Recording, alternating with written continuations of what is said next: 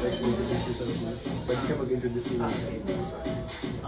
Good afternoon po. My name is Edwin Eraher Jr. Again, my name is Edwin Eraher Jr., 22 years old from Santa Salagos.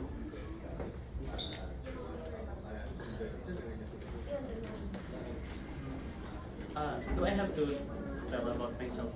No. We'll ask the question. Thank you. Okay. Right now, what do you think is yung flaw mo? Flaw.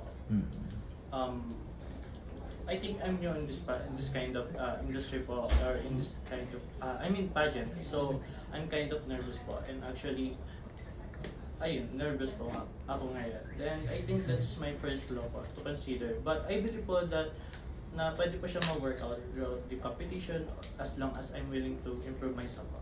Alright, but that's talking about confidence sa pageant or sa competition.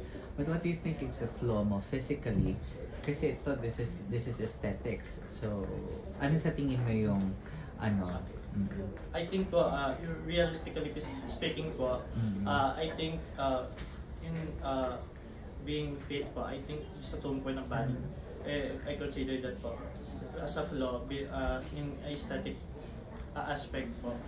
But actually po, I tried to be in shape this past few months po to prepare in this competition, but I wasn't able to because this past few months po is hard for me, and my only escape po or my stress reliever po is eating, and food makes me happy, and I think being healthy po is about things that put you away from bad things.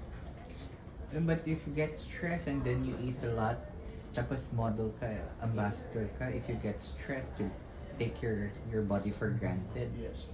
And I think it's a bad way po to relieve stress. But in some point po, I'm willing to do more healthier way of relieving my stress po, like working out. I really consider that, and if ever po that I'll mag-flourish po ako in this kind of industry, I can promise and I'm willing po to improve my physical body.